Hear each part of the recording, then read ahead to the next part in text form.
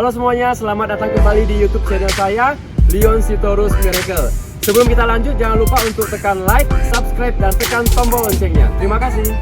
Ya teman-teman, hari ini saya akan spesial menceritakan bagaimana perjalanan hidup saya.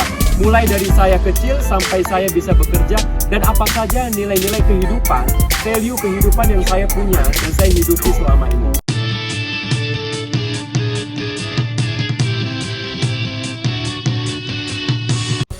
Selamat datang semuanya. Puji Tuhan, kita siang ini bersama-sama dengan orang ganteng, Leon namanya. Biasanya saya diwawancari, tetapi saya akan wawancara dia. Bagaimana sih kok hidupnya bisa sukses, berhasil sebagai anak muda sampai sekarang ini.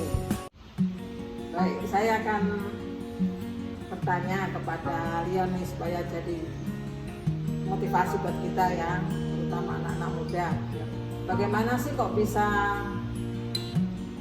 sampai sekarang nih berhasil, bisa kuliah tamat? Apa bisa menceritakan dari kecil dulu? Bagaimana latar belakang keluarga?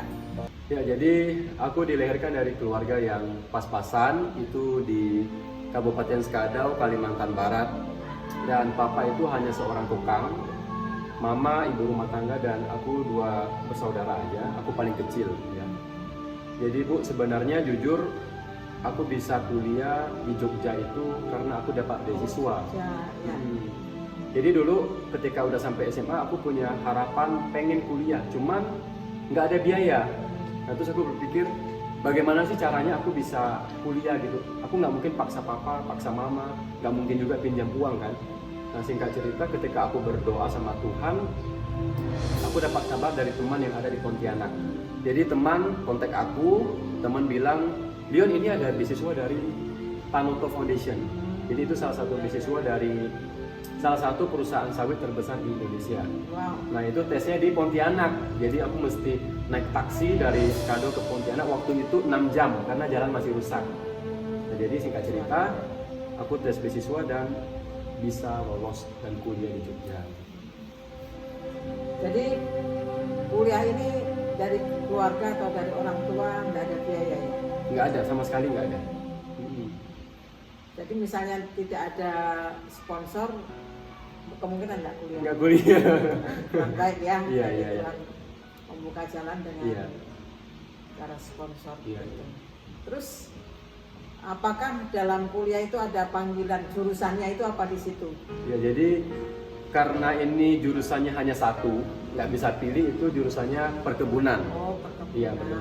Tapi itu pun Bu, aku mau cerita sedikit juga. Ya. Memang untuk mencapai sesuatu itu perlu perjuangan. Jadi ketika aku tes, karena secara akademik aku sangat kurang, hanya bermodalkan niat yang besar, pengen kuliah, pengen bahagiakan orang tua. Ketika aku tes, itu 31 orang seluruh Indonesia dari berbagai kota, aku nomor 2 terendah waktu itu. Wow, jadi ini ya.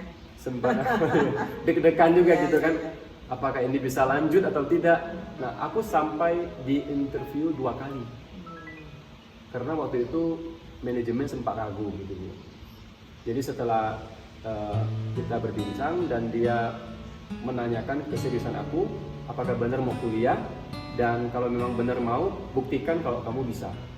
Nah, jadi dengan segala pertimbangan dari HRD, dari manajemen, akhirnya aku diberikan kesempatan untuk bisa kuliah di Jogja. Jadi waktu itu Bu, pas sampai di Jogja, itu senangnya minta ampun. Ketika aku naik pesawat, itu aku udah nangis Bu. Ya maksudnya merasakan kok, Tuhan ini benar nggak sih? Belum pernah naik pesawat. Belum waktu itu. 2011 itu baru 1 kali, itu pertama kali naik pesawat. Terus saya dengar dapat gelar cum laude ya. Oh iya.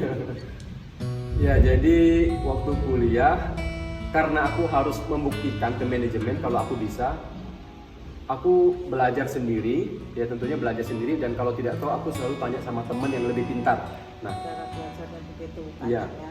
Harus berani tanya ya. Iya, harus berani tanya Bu. Jadi kita merendahkan diri, benar-benar kita nggak tahu apa-apa, kita tanya gitu loh. Jadi setelah itu dari nomor 2 terendah, aku bisa mendapatkan IPK cum laude. Sampai HRD-nya juga kaget gitu loh, ini bener apa enggak gitu kan. Apakah aku nyontek gitu, ada curang gitu kan. Nah, memang ketika aku aktif di dalam pelayanan dulu, waktu aku masuk dalam komunitas rohani, Komsel itu di Jogja, ya di gereja, aku melihat ada perubahan karakter, perubahan cara berpikir, cara membuat keputusan, itu semuanya berubah. Nah, memang setelah itu semakin sibuk, aku sempat khawatir, Tuhan, apakah aku harus sibuk di gereja, tapi aku juga tahu akademiku kurang. Bagaimana dengan tanggung jawab aku di beasiswa?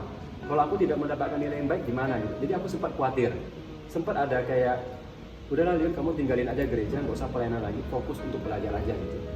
Nah, tapi semakin sibuk pelayanan, yang anehnya nilainya makin bagus. Ya.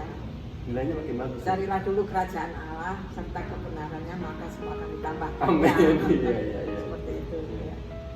Luar biasa ya. Hmm. Jadi bagaimana cara membagi waktu? Cara membagi waktu ya memang setiap kita pasti ada prioritas Bu, dan kita nggak bisa lakukan semua hal terlalu banyak juga gitu. Artinya ada porsi-porsinya kan. Nah, yang pertama pasti Tuhan ya. Jadi aku selalu utamakan Tuhan dulu.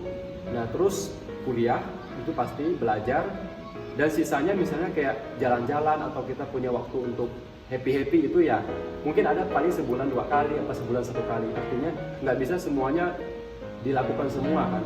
Harus ada yang diprioritaskan. Dan yang paling penting pertama adalah Tuhan. Amin. Apapun ceritanya harus Ya, Tuhan dulu. kuncinya. Ya. Ya.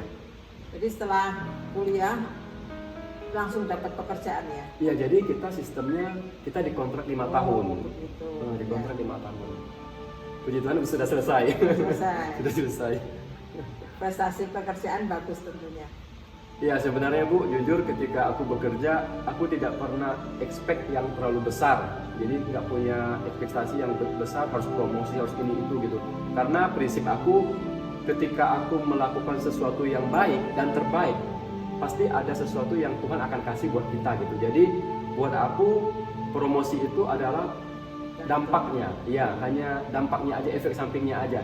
Tapi bagaimana aku bisa melakukan setiap hari itu yang terbaik, itu yang paling penting. Paling ya ketika dikasih kepercayaan harus dikerjakan dengan maksimal, sekecil apapun itu. Bahkan dengan aku nggak tahu, mungkin ketika aku belajar di gereja terbiasa untuk perhatikan hal-hal kecil. Jadi misalnya di kantor ada meja yang berantakan, walaupun itu bukan meja kita, itu kita belajar untuk kita udah punya hati itu nggak beres, perlu dirapikan gitu. Nah, itu hal kecil yang mungkin aku selalu lakukan, dan ya pasti tidak melawan atasan, selalu respect lah gitu. Paling itu aja sih ya, puji Tuhan dikasih promosi gitu. Luar biasa ya. Kita belajar siang ini dari Leon ya, bahwa kunci keberhasilan atau kesuksesan itu bukan harus kita dari keluarga yang kaya. Ya. Orang tuanya hidup sederhana, bahkan mungkin kalau dia tidak dapat beasiswa nggak kuliah ya. Kuliah. Tapi Tuhan buka jalan, dan Leon bertanggung jawab. Berkat Tuhan ini dia belajar sungguh-sungguh dan sampai mencapai cum laude. Luar biasa. Di pekerjaan pun dia ada prestasi, dia mengerjakan perkara-perkara yang kecil, maka dia dipercayakan perkara besar ya. Amin. Ya. Puji Tuhan, kita belajar dari Leon, dan kiranya video ini menjadi berkat buat kita semua. Amin.